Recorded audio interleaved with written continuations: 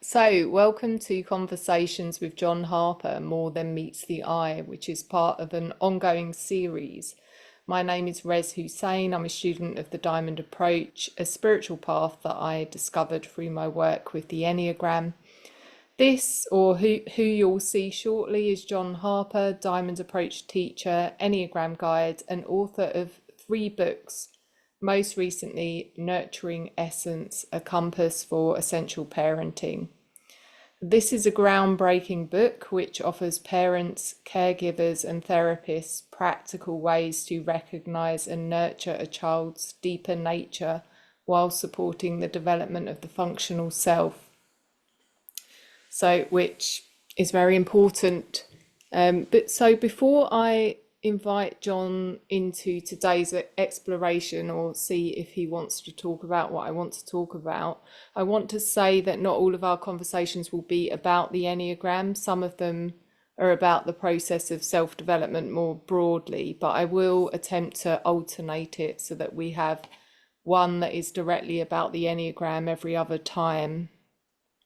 So, yeah, John, what I would love to talk about today, if it is of interest to you, is how we nurture the spiritual baby as it begins to re-emerge. So how us as adults nurture the spiritual baby. And to be clear, I don't mean the soul child, although I imagine that will come up as you respond to this question that I'm having. I mean to essence itself. So I think there are some interesting paradoxes involved in this, and also some mistakes that can happen in the mind of the student as essence begins to put a pressure on external life conditions. So does that topic interest you, John? Or That's an interesting question. The first thing that popped to mind was, of course, the soul child and regressing. But then you cut me off at the pass, Rez. So, I knew I would, but yeah, just that- actually just say what comes up, John. well, then what came up was innocence and sensitivity. I haven't thought of it as nurturing the infant within us. But when I think of infants, when I think of the soul uh, arriving into the human body, they are both such sensitive manifestations of reality. The soul is nothing but pure sensitivity. And a baby, an infant who has yet to interface with the world much, is this incredible sensitive organism. And the impact of the environment, not only physically, but emotionally and psychologically, the infant's response to that starts creating a thicker skin, so to speak, in all of those dimensions. Sensitivity starts shutting down or becoming coarser to deal with the coarseness of the world. It's too much, it's too overwhelming for that sensitivity. So when I think of nurturing the infant within us, one of the first things that pops up is working on reclaiming our sensitivity. As I was sort of envisaging where you might go, and I couldn't predict where you might go with anything I put to you, but yeah, I didn't think of sensitivity, but of course that's something that happens is as we begin spiritual work, we become sensitized in a very sometimes painful way. Early sort of perfumes of essence. Are we talking about here? On the map of the Diamond Approach, like the initial work is in the psychological and the working with the Lataif or the essential qualities. And in particular, we work with 5 fundamental, or I should say, 5 essential qualities that we have found are fundamentally necessary for the spiritual path, which are compassion, strength, will, joy, and the black. But along with that, there's a lot of work because the Diamond Approach uses psychological, psychodynamic inquiry to to work with the barriers and defenses and history and all of that that are blocking our immediate access to our essential nature. There's work on understanding resistance and object relations, how the mind functions, and a lot of work around the superego, which is trying to keep things as they are. Um, so as this is happening, so as we're getting in touch with our strength and our will and our compassion, this is very vulnerable, isn't it, John? Yes, at the beginning, because we are so enmeshed in our ego identity and in our patterning, our Enneagram type, one needs to explore, inquire deeply into their logic and their belief about themselves and their worldview. Right? So, in the beginning, yes, the support of the universe, which is always there, can be totally obscured. Because what the ego is looking for are things that support it, not things that support the view of reality, because that will challenge the whole life of the ego. So, the Sufis have a saying or teaching about the two heaps. Have you ever heard it? Mm-mm. So, when you get on the spiritual path, there are two heaps of experience. There's like you can consider each experience just in this time that we've had together, probably a couple million grains of experience. If we look at them individually, like each little thing, right? So there's this huge mound of ego experience. And then over here is the very shallow mound of spiritual experience. And so through the different books we read and workshops we go to, especially getting committed to a spiritual practice or whatever, little by little, we're adding grains to this other pile. And at some point, that pile will be big enough, have enough mass to it, where it starts, any body in this dimension that has mass has gravity, has a gravitational field, right? Or a magnetic field to it. So as this gets bigger, it starts having this magnetism, this gravity that can help pull and support the soul more to be in that. Right? But that takes a lot of time because we've got most people when they come on the spiritual path have 30 years of putting sand into the other pile. Yeah, that's exactly that metaphor or that story is exactly what I'm talking about. So until it starts becoming a stronger gravitational pull, it seems to me that there's some attention that we need to put in that direction ourselves. So we need to take responsibility for nurturing it ourselves. And not to say that we can make essence happen. I've been around this teaching long enough to know that that isn't that's not the case. But there's But that very phrasing, it reveals something fundamental about the ego mind, mm, right? Because essence, presence underlies it all. It's already here, right? The fact that the ego thinks it can do something to make it aware of something that is actually responsible, giving life to the ego life itself. Yeah, It wants to absolutely. turn this thing around and have some involvement in that. It doesn't happen. Can't happen. Yeah. In fact, this whole topic is kind of coming from that delusion that we can but anyway, I'm going to continue it because I am deluded.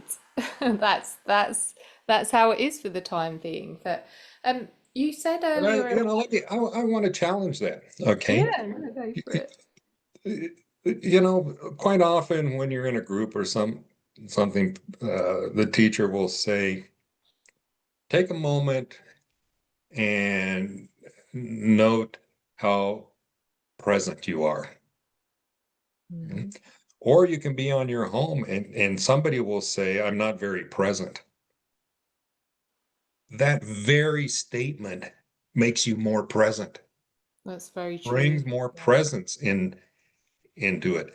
But you see, that gets co-opted by the mind and by the superego and starts a whole litany of bullshit in our brain, right? The mere fact that you go, boy, I'm not feeling very present. How do you know that? Yeah, yeah. You can't know that without being in touch with presence. Mm, yeah, that's very true. Yeah. Um, before I march us on, you said that we need to come back to innocence. Yeah. Well, when I think of the infant and the soul, it's like they're totally innocent. What does that mean? Well, there's no history, you know? Experience isn't Mm. being patterned by history. Everything is just arising fresh and new. So when we think about engaging the work from where we are and going back to this infant state, okay, we're not talking about blah, blah, blah, blah, and having somebody feed us and change our diapers and all of that stuff. No, we're talking about returning to, if you look at an infant, what is the first thing that impacts you or notices, that you notice? And to me, it's innocence and sensitivity. Mm. Mhm.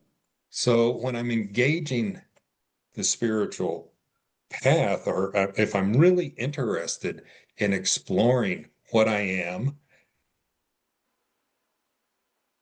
that is going to require me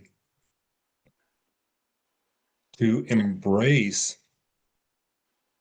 an exploration of innocence. And that's kind of like beginner's mind.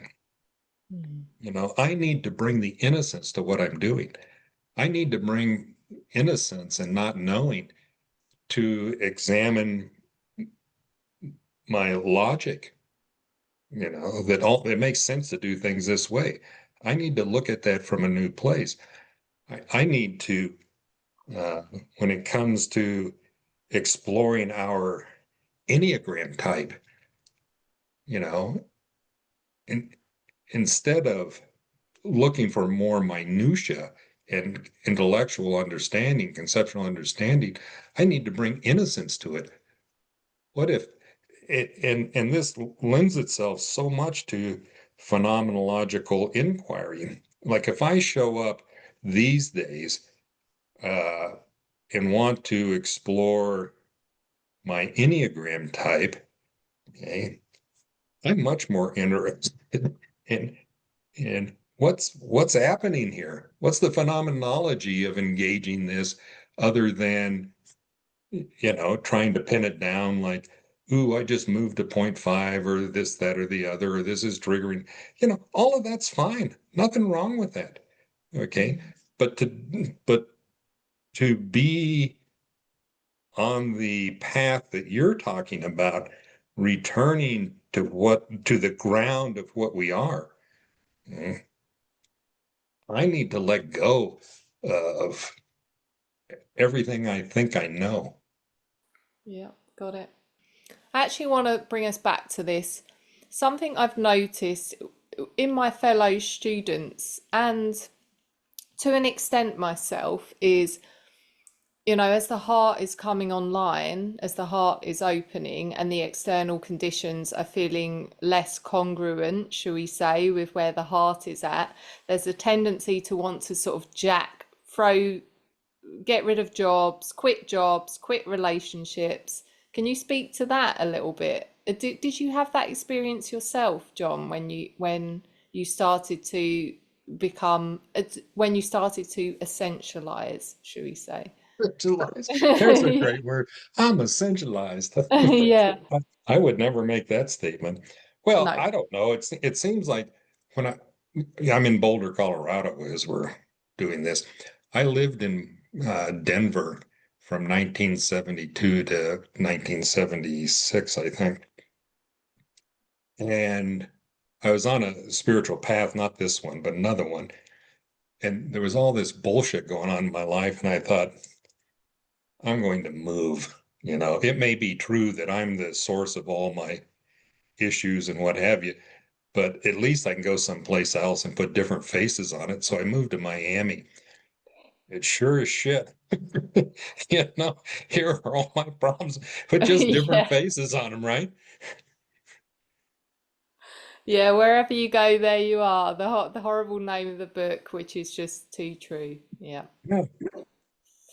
So when, as we're talking about this, there's just this incredible sweetness and tenderness that arises.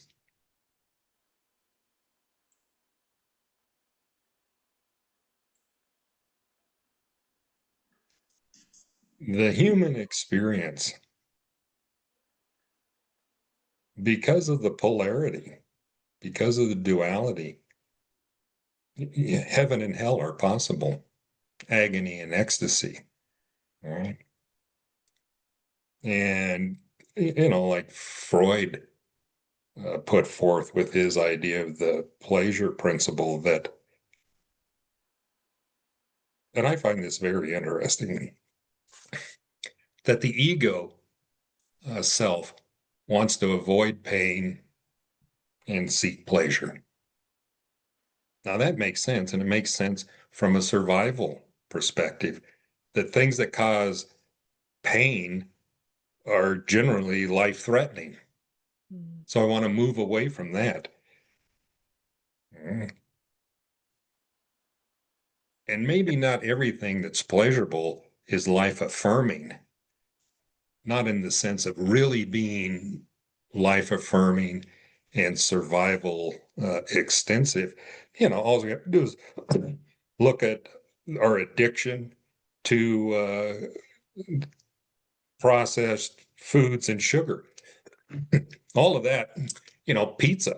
So I saw a thing the other day that there's this huge rise in colon cancer among young people, and it's being directly connected to processed foods, overly processed foods.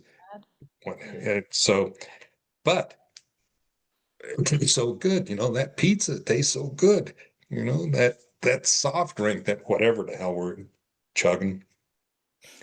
So seeking pleasure is not necessarily life affirming. It can be just the opposite. But the other thing that's interesting to me is that the brain, Rick Hanson, author, wrote The Buddha Brain, right? Yeah.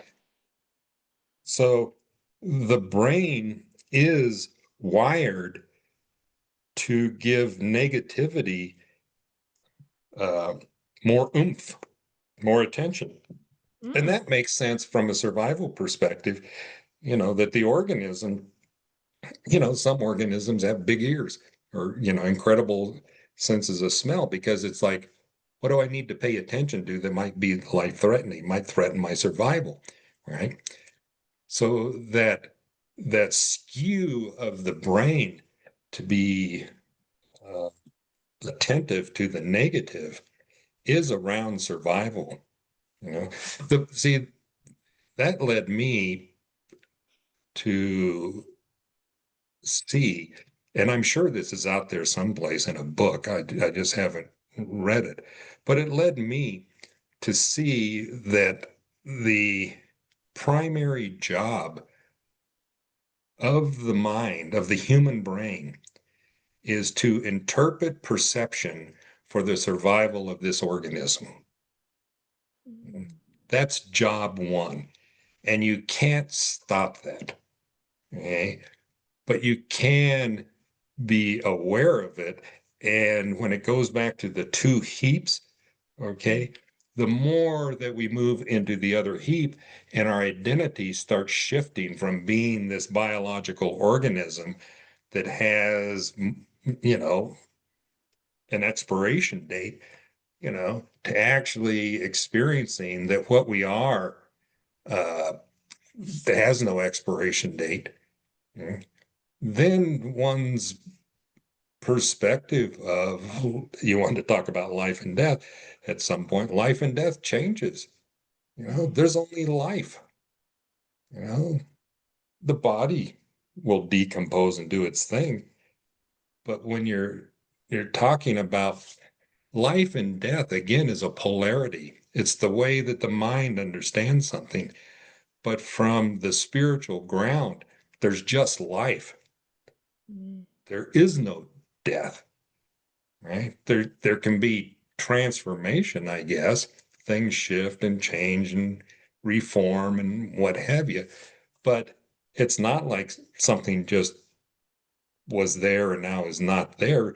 The universe, the infiniteness of it, the infinite potential and possibility and all of that, that's never affected by all this weirdness that we experience in the limited domain of a human being. Mm. Mhm.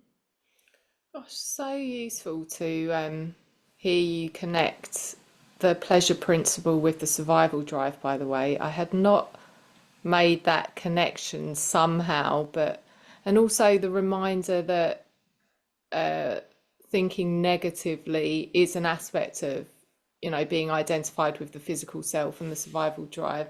Well, I wouldn't quite say it like that. I No? wouldn't say that thinking negatively, Mm. it's more like noticing what's not Negative. right. Right, right, right. That Got that it. can start a whole cascade of thinking around it. And many people, as we know, are stuck in this total loop of negative thinking all the time.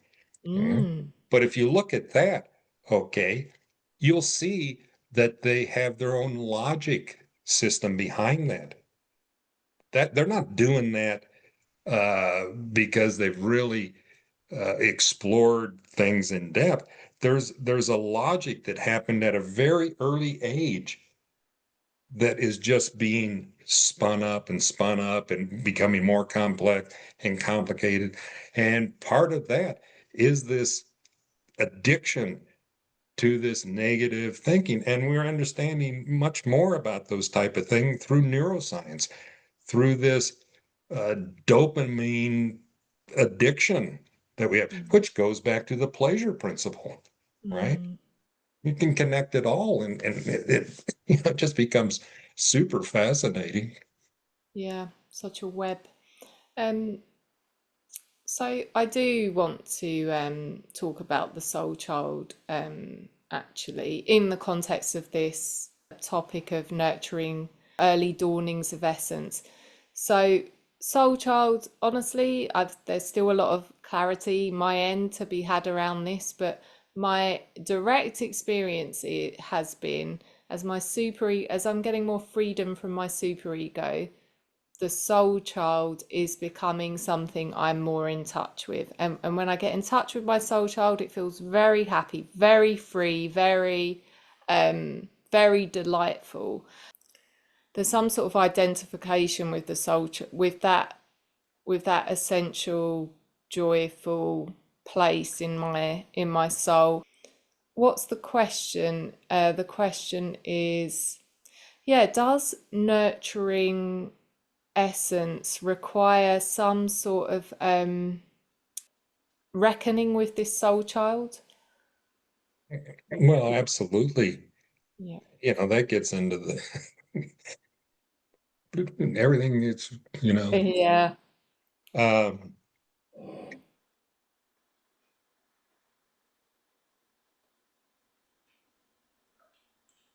it isn't so much taming.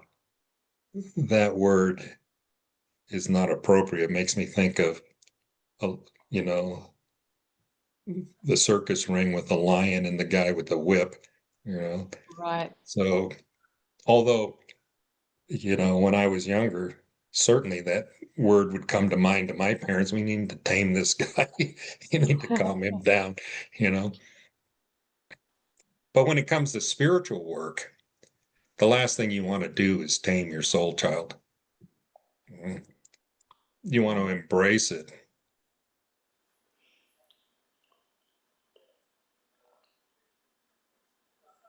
One night in 2005, I think. Well, you could check the date. You could check the date by finding out when I think it was called New Earth was published by Eckhart Tolle. Mm-hmm. Yep. I'm laying in bed and I'm reading Eckhart Tolle's A New Earth or whatever it was.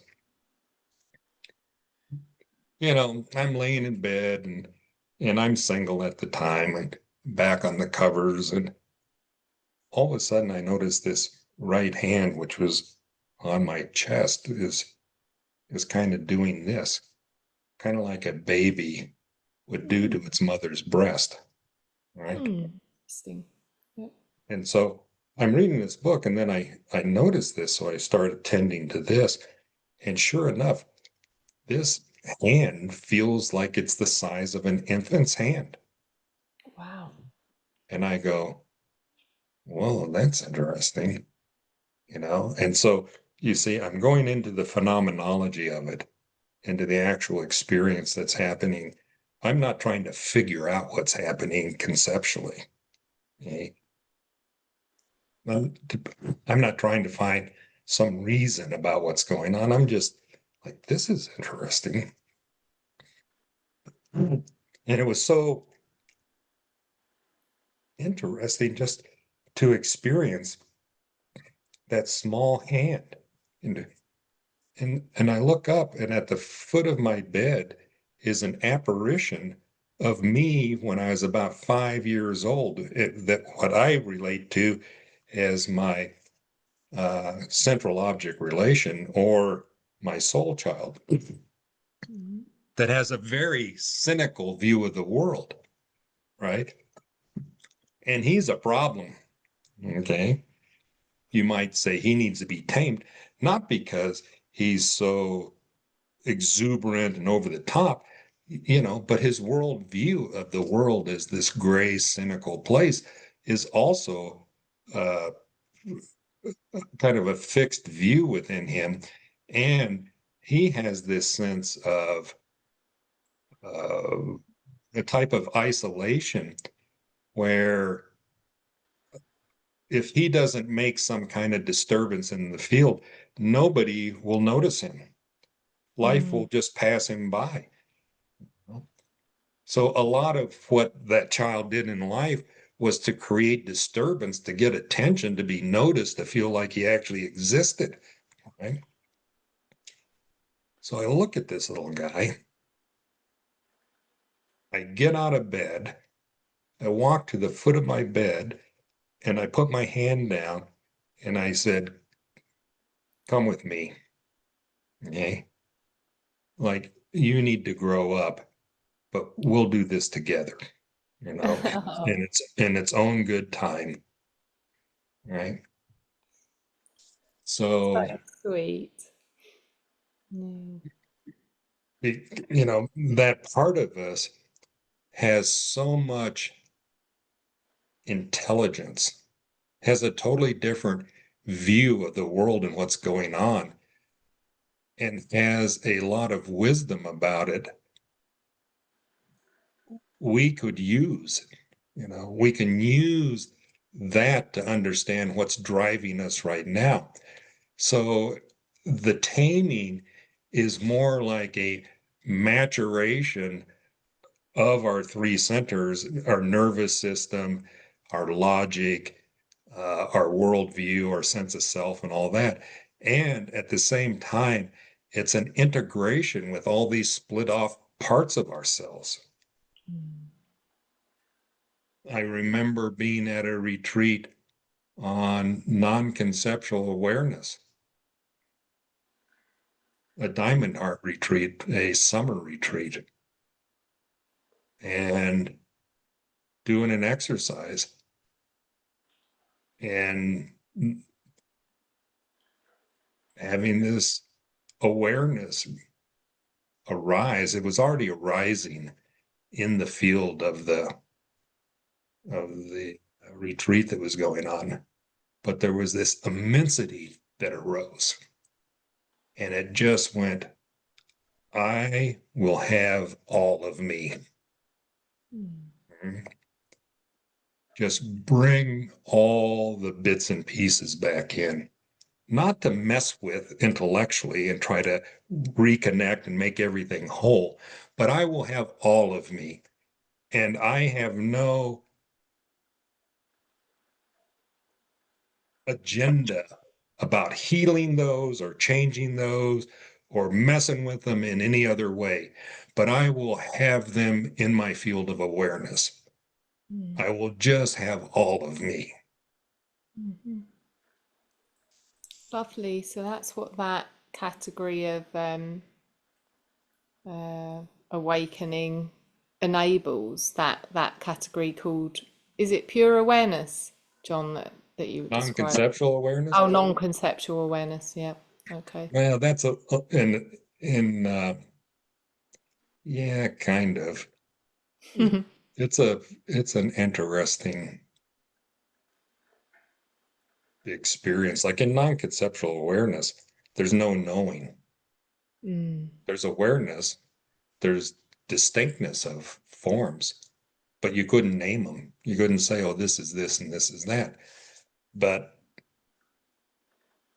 the knowledge of non-conceptual awareness comes as the ground of the supreme or being and knowing, kind of like in that at that interface between those two dimensions where you start getting a little bit of consciousness into the awareness, that the perception, the non-conceptual perception is still dominant, but there's a little bit of knowingness that comes in that starts imbuing the forms with their the beingness of the form itself, moving it from like an apparition to an embodied thing. Mm-hmm. Well, I'm looking forward to that. I have no idea what you just said. I'm not going to pretend, but it was good to hear it.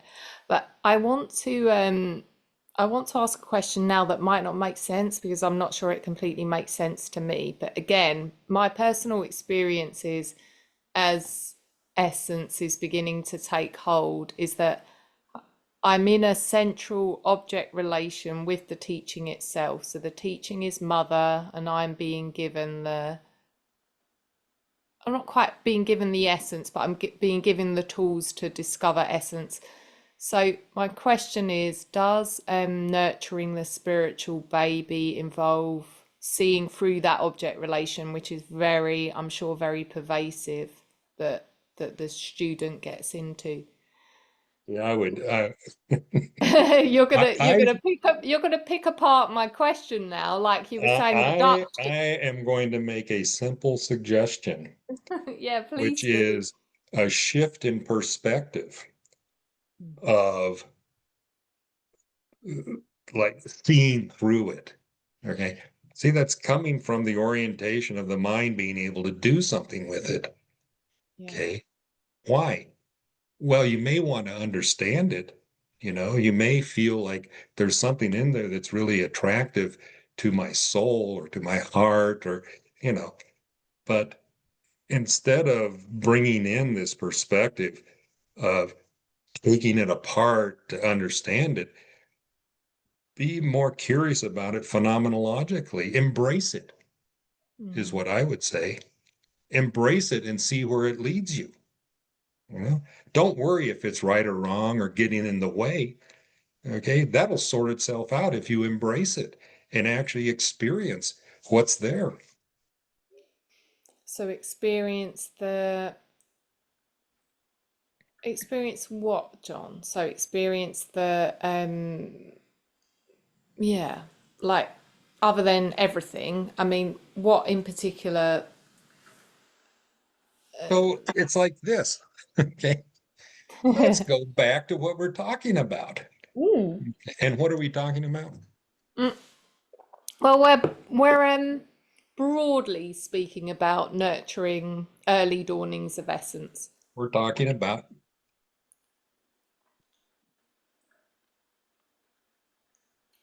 sensitivity and innocence. Mm. So what you want to bring to that is that kind of openness and sensitivity to the phenomenological experience. And if you're also aware, if you can identify within that phenomenology of the experience, the connection to the isness of what you are, the ontological ground of not only existence, but your existence. Like this is your experience. You're here. Mm. If you can bring that, the innocence, the open, like, I don't know, let's find out. Okay? The sensitivity, like I just like, like, boy, reveal yourself to me. Mm. Mhm. And I'm doing it phenomenologically. I'm more interested in that, you know, even though my mind might be being blown. It's like, yeah, yeah, yeah, yeah. Record this for me. We'll get back to that later. Okay. So I'm staying with this, and I could feel that isness. All right. That isness, the consciousness itself is like, all right, now I'm in a place for revelation. Now I can be shown what this really is. Mm. And that showing is going to be experiential. The knowing is going to be experiential.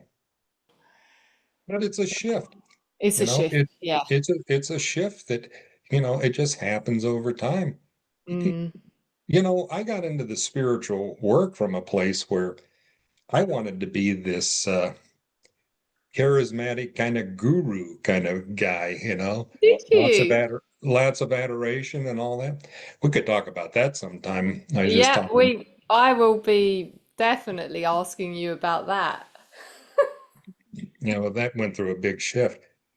But you know, my early relationship with reality was relating it as the cosmos. And I was looking for the perfect technique to be enlightened or to have cosmic consciousness or God consciousness. It was all about technique. I was looking for a technique, you know. And as I sense into that, I can feel how it is totally within the realm of the mind, of the dualistic mind. And I can feel the defensiveness of the whole thing, how it Mm. defended and was used by the ego to maintain its cohesiveness. It wanted everything drawn into that realm and to be some kind of lion tamer, you know. Yeah. But Hmm. Lord knows how it happens, but it happens, you know. The And shift. yeah, the shift, and you can go, yeah, well, it must, reading all these books and doing all this spiritual exercise stuff must have contributed to some degree. But you know, John, instead just a second. Sorry, actually, you carry on. There's someone at the door. Just one moment, I'll be back. of, and this, my friends, is how these conversations will go. You never know what's going to arise in the moment. Rez and I don't discuss anything before we crank up Zoom and get on it. And I have no idea what's going to fall out of my mouth. And I have no agenda. If I have anything, it's more concerns, you know. Oh, I'm so glad that you carried on. That you carried on. But I'm gonna have to listen back to hear the jewels there. But yeah, I'm sorry about that. It's raining outside, and the postman tends not to leave the parcel if it's raining. Um, I'm completely I was on the verge of asking you a question, but um, where were we, John? Well, we were talking about the ultimate technique. Oh yeah. Um, No, and you were talking about, you were saying how the shift happens and you don't, there's definitely a values Oh, yeah, shift I know that, what I was going to say. oh yeah. Okay. You start out and somebody tells you, okay, you need to meditate. You need to have a spiritual practice. You need to practice presence. You need to sense, look, and listen. So we go through that whole thing of fighting, getting into a routine and what have you. And, like, yeah, I meditate like once a month, whatever, right? Whatever it is. Mhm. And then, you wind up getting involved in something like the Diamond Approach or some other thing that does a lot of meditation. So you start going to regular meetings or whatever, and you wind up meditating more because every meeting starts with a meditation, right?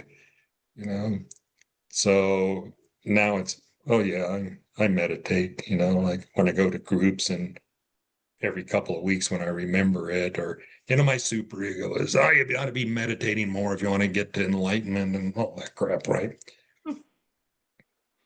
And at some point, you find that it's become a routine part of your habit and what have you, and it's like you don't feel kind of oriented in life if you don't spend that time with yourself and being innocent and sensitive to reality. Right? And then weird shit starts to happen, okay? Because the pile has gotten bigger. It has its own magnetism, okay? And like me, one day I walk out of the bedroom down the hallway. I'm going to go outside. I come through the living room and there are these glass doors, sliding glass doors in the dining room that go outside to the patio and the lemon tree, whatever I was going to do. And at the edge of the living room, and between, and then there's the dining room area, there's my chair, you know, my my old guy chair, that you can kick back in and watch that big screen TV and what have you, right? The one that has the, you know, the color is worn off because my head has been there so much, that chair. Okay. I'm walking by on my way outside, and then I find myself sitting in this chair. And as I'm sitting down in this chair, I'm aware of presence, of myself as presence. And and there's this interface with my mind going, oh yeah, I like this. I like spending time with this, right? And I'm looking at out the glass, and my wife, my wife is OCD with cleanliness. So I have really clean windows, right? That I can see this. And the windows provide some kind of additional luminosity to what I'm looking at, right? Mm, So I'm just looking at this lemon tree in this state of presence and not doing anything, not really thinking about anything. I'm just there, right? It's like that.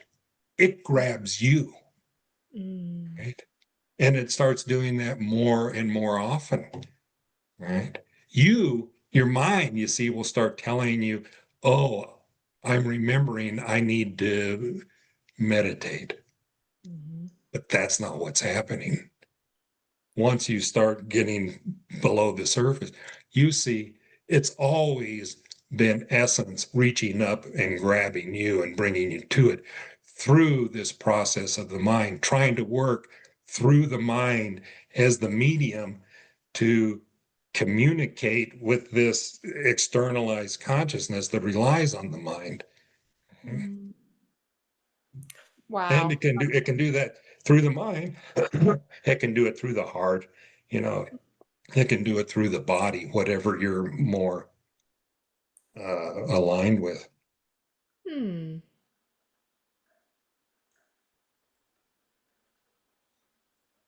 Um, it's making me think of something you said in one of our previous conversations, but it's eluding me for now. And maybe I'm noticing I'm not doing a good, effective job of sort of rounding out our conversations. I'm not going to attempt to summarize what we covered, just because, yep. But I would like to. I'll I tell would. you something right now. You're going to be so excited to hear what I said when you left the room because it speaks directly to this.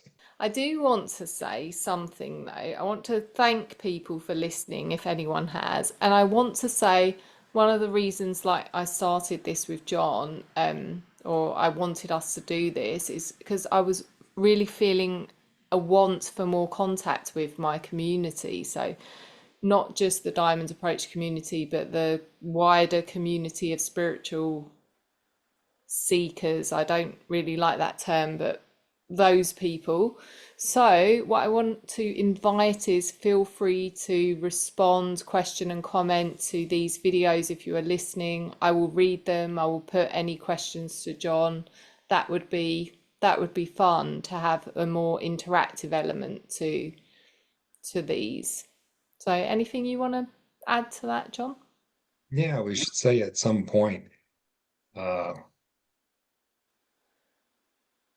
we should talk about why I am doing this, Yeah, I would love. what I hope to get out of it, because I see it as a type of support and service. Because this is the life of just kind of an ordinary guy Mm, that had this experience of like, whoa, what was that? And then kind of an evolution. And my orientation or my interest led me into some interesting things. And I relate my personal stories because I'm not trying to make me into something, okay? But I think that it helps people connect, you know, to realize that within an ordinary life, extraordinary things happen. Okay. mm, And it's how that impacts us that makes the most difference. And if the impact, like it was in the first 25 or 30 years of my life, is mainly intellectual and conceptual, and then everything happens up there, that is delaying the fruit of the work. mm-hmm. I would love to. I would love to speak about that, and I've been wanting to ask you that, and um, yeah, and also just to want to put all my sort of nosy curiosities to your process, especially that early experience. I have some questions around that. So maybe we do that. I think that's going to be our next conversation, John. I think we're going to put you as the center of the conversation, which may make you cringe a little bit, but I think that's what needs to happen. Well, we don't have to wait till then. I'm cringing now just thinking of it. Yeah, well, you've got a week to. I'm sure you'll will forget about this, but we that needs to happen. So, but for now, thank you. This has been good. A good wild tour of the topic. It was a pleasure. All right, next time. Yeah, see you Yeah. next.